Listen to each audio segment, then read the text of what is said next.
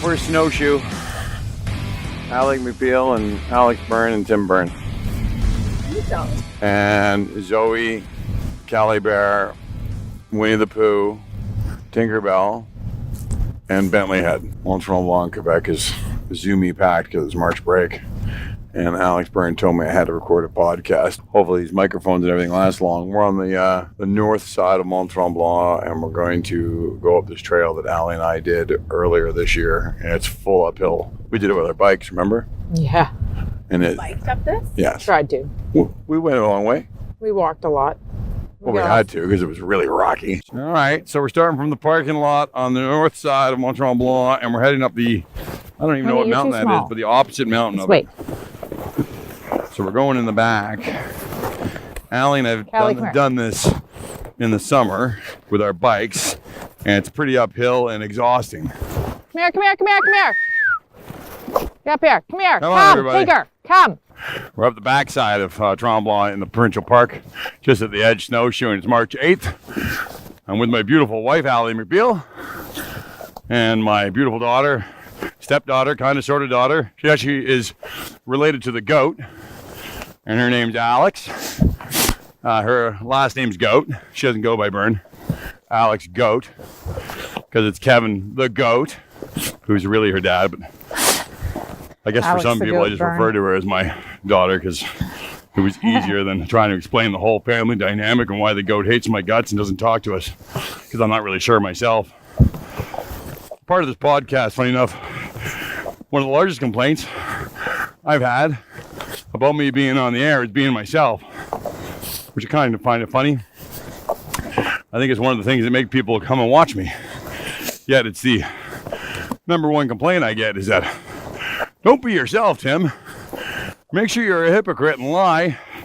And don't use the word retard, or don't say anything silly, or make any off-the-cuff jokes that you might make at a party with your friends. Don't be real. Make sure you're politically and corporately correct. Otherwise, people might not like you. I find that funny. And I've heard this from top brass executives, you know. There was a time about a year ago that I'm lying, 5 years ago, that I put on "We do epic shit" on the bottom of my email. And the guy called me and he told me to take it off my letterhead. I couldn't present a quote to a client with the word shit on it. And I found this funny because I asked him, do you have kids? He said, yes. I said, did you ever tell your kids to go to school and not be themselves? Do you want to work for a corporation that can't be itself? And the truth is, if you don't like us, you probably shouldn't use us anyway. And I said, this is who we are, and we do epic shit. And we're a good company, and we give a shit, and we care. And I said, that's just kind of human, right? He said, fine, I'll show my president your quote, but I'm sure he's not going to like it. And about 3 days later, I got a call from that president. He said, I heard what you said to my property manager. He said, I looked at you're real, that you're human, and then you actually give a shit. And you're not a hypocrite, and you don't lie, and you will be yourself. So for all those people in their late teens, early 20s that watch us, don't worry about it, be yourself. I don't care whether you're gay, bisexual, lesbian, tall, short, fat, stupid, smart.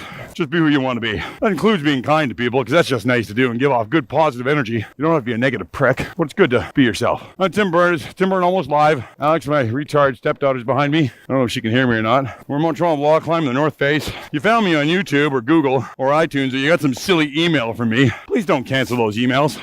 This episode is really about life balance, more than it's about quad reel or Avis and Young or Wakeman Cushfield or how to run a trade school. This one is about life balance. Make sure every day you work. Make sure every day you play. Make sure both of those things you do really hard. Find that balance in your life. For all you old-time employers, your staff showing up right at 8 o'clock, unless they're meeting people. But if you're not meeting anybody, who cares when they show up? You care what they do. I try to build my business around task orientation rather than time in. I don't need people to work 100 hours a week. I need people to do a good job. And there's a big difference, and life balance is part of that. I expect all my staff to answer their phone 24 hours a day, 7 days a week. I also expect my staff to make their family first, their kids first, and their job second. I want them to be responsible for their own happiness and take care of themselves. Like right after this snowshoeing, I'll be quoting jobs. And that's okay to blend the two together in a day. Makes good life balance. Alex says if I don't keep talking and saying something funny, she's going to cut me off the air. You can tell all the boys were hung over from IFMA, the Young entrepreneur thing? Because we only got 7 quotes in the system for Friday. Those are good, fun people. What's the guy's name who's president? Nikki. Nikki sounds like a chick, though. Nick from IFMA, he's coming on in a month. And we're going to talk about what IFMA does, what they promote, and I'll tell you, they're young, what's it called? Young what? Yeah, those young professional nights. I really like them. They're, I don't even think BOMA has done well capturing young people in facility and property management. And BOMA's an old institution, you know? I think IFMA's really progressive. Even Nick's 32, and when you say Nick going to podcast, he's not like, oh, I need to go talk to the board of directors. I'm very concerned. Oh, I don't know if I can do that or not. What's the podcast? What radio station are you on, you idiot? No, he didn't ask any of that stuff. He knew exactly what we're talking about. He understands that social media is the way to drive a company and way to drive an association. And he understands that the group of people that are in that room on Thursday night, that's all they listen to is podcasts. That's how they get half their education, half their worldly global knowledge, all comes from podcasts. Nick didn't ask me what mine was about. He didn't ask me who I was. Doesn't even know me. And he said, absolutely, I'll do a podcast with you. Alex, the retard. Don't use retard. Retard's a bad word, right?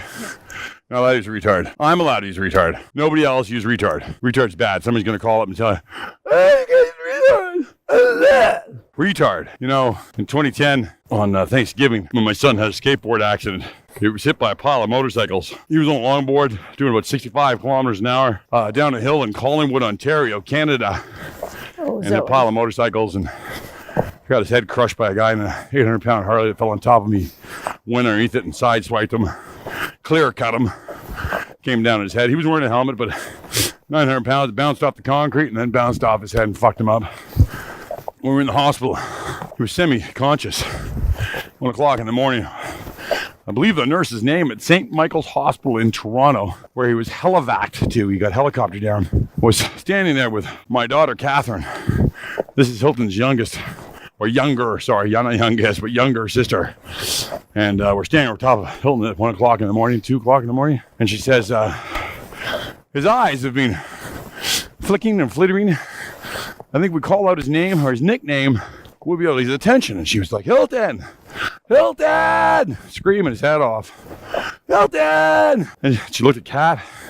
She said, Kat, what's your brother's nickname? Let's do something that's a bit more familiar with him. Familiarity. Open his eyes. You're really stupid. Kat looked at me and said, no fucking way am I saying that. She whispered. You're really dumb. No, she said, no, it's okay. It's okay. Tell me what Hilton's nickname is. And I smiled, and Kat leaned in and put her head on my shoulder. I looked at the bed of the nurse and said, his nickname's Retard. And she screamed at the top of her lungs inside the 6th floor of the head injury ICU unit at St. Michael's. Beverly Chicks in the middle of the night at 1 o'clock in the morning, going, Retard!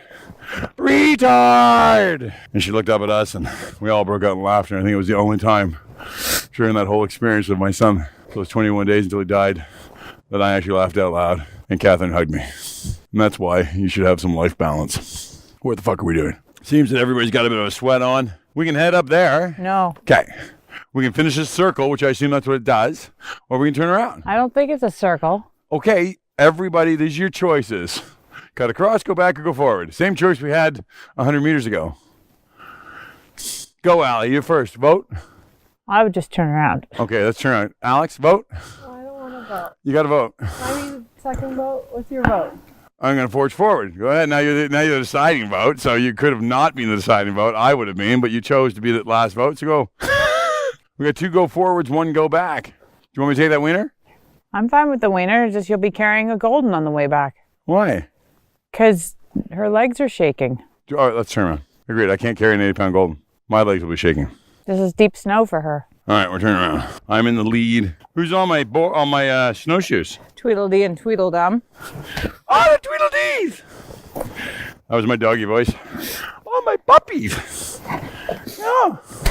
It's very cute how they're side by side. And we have a toboggan. Life balance and work balance is all that really matters, you know. I like working 7 days a week. Yeah, and then Tim can pull it and slow him down. Always complains, Mike Eisenberg, that I work too much and I expect too much out of my staff. And I'm going to let everybody know that's listening from Stadia Byrne or from T-Ball. Stop, smell the roses.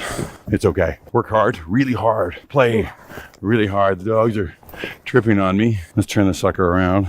Let's trudge forward. There we go. We turn around. Let's see, the path's pretty good. I like the path. Actually, Alex Byrne is working on taking our office phone system and downloading the apps because we bought a phone system last year, so we can help some of the office staff and administrative staff work from home, answer the phone from home, so don't feel obligated to come to work every day. I have one speed, Alex, one speed. Go fast in life. I'm smelling. I just farted though. So what's going on? Oh man, I can't hear you right now. I'm back. Off my forehead. Everybody okay? Yeah. I'll try to go a little slower. Do you want to go in between? It's almost impossible for me to go slower. Huh? You know it. Stop bitching. Pick it up, leprechaun. Pick it up. I'm a wee leprechaun. 4-leaf clovers. Hot. I hate leprechauns. Those green dress bastards. Hey, it's St. Paddy's Day soon. What day's that on? March 17th, St. Paddy's Day. You can have a green beer. My dad's dad was Irish. My dad's dad was Irish. Well, my dad's dad, he wasn't Irish. Well, my dad's dad was. My mother was a mother. My mother's mother was a mother. Come from a long line of mothers. Woo! Almost fell over there. Haggis! I think that's Scottish. Am I going slow enough? No. Damn it!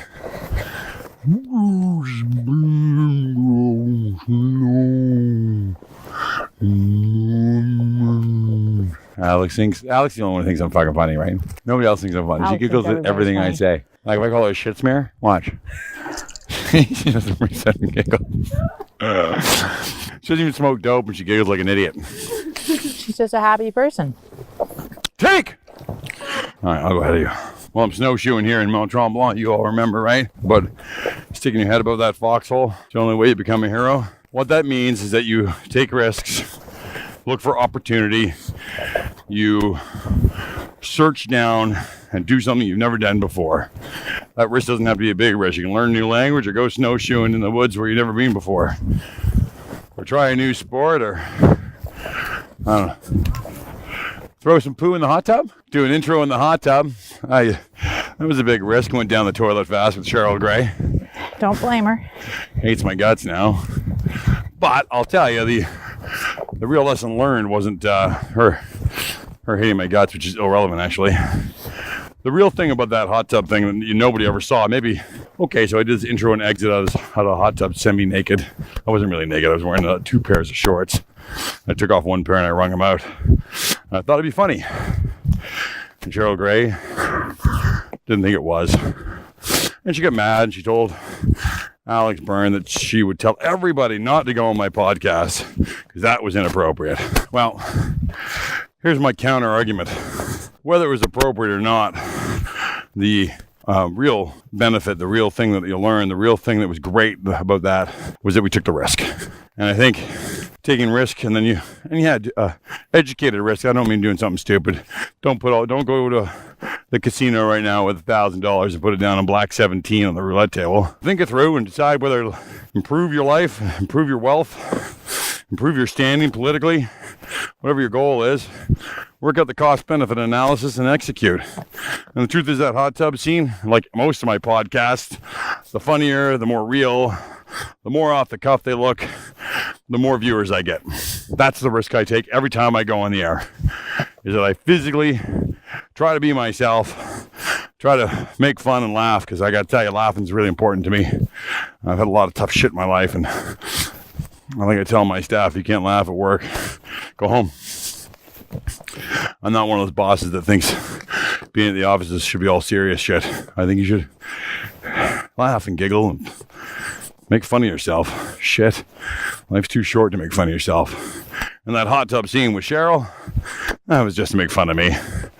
It's no big deal. And anybody who does take my podcast for what it's worth, which is nothing, we offer a little bit of business advice. We offer a lot of satire and a lot of humor. We try to profile up-and-coming businesses or guys with new ideas and new thoughts. I love new entrepreneurial companies because they are sticking their head above the foxhole and taking a risk. We do it all for free. We publish these professionally with professional people every week at our expense.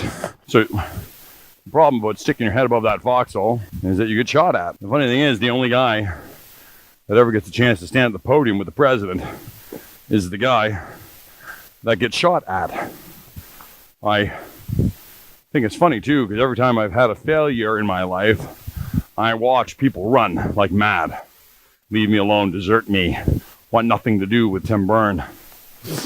And every time I've had a success in my career, people jump on that bandwagon, call me out of the blue, ask for their jobs back, look for me to help them. And then when I fall down again, make a jackass out of myself and my career goes south, they jump back on. I'm sure that most people, executives, and I have a few friends that have traded jobs over the years or gotten as an executive VP, and literally they said I went from everybody wanted to talk to me to nobody all within a week. It's sad actually to think that your friends, out of 100 people you know, there's only 2 or 3 that are really your friends. The rest are all bullshit. And part of sticking that head above the foxhole is to getting shot at, is to know that you're all alone when you do it. Nobody wants to help you. That very first podcast I did last year in February 2017. 18? Holy cow, eh? In 2018, only a year ago. I had everybody telling me to quit, don't do it, stop, forget it. It was terrible, it was rude. Go listen to the very first recording, 6 minutes long. It's in my car. No real editing, nothing. I just kind of winged it and let it go, let it ride. Even my in-laws, my mother-in-law, my father-in-law, all panicked, and everybody panicked. We wanted me to do this. Today, more and more people have come forward and said, wow, I'd like to be on your podcast. Wow, I think you got a little bit of a following now. You get one lousy Purple Heart for podcasting. Next thing everybody wants to hang out with you in the back of the limousine while you're going to the president's office to have it pinned on your chest. And then the second time you stick your head up, you get shot at, everybody runs away. Cowards. That's really the essence of sticking your head above that foxhole, is taking those risks. And I'll tell you, most successes in life don't happen unless you take a risk, unless you take a gamble, unless you try something new, do something different, stick out amongst the crowd. So, Cheryl Gray, as much as I'm really sorry that I offended you, I am not sorry that I stuck my head up above the foxhole. I'm damn fucking proud of it. And I will continue to do it for the rest of my career. And I will tell my children, watch, this is how you make a jackass out of yourself and survive. And it's okay. I'm Tim Byrne, Mont Tremblant, Quebec, snowshoeing with my kids and my family. I want you to have a great Wednesday night. You take care, and remember, stick your head up. It's okay. Good night.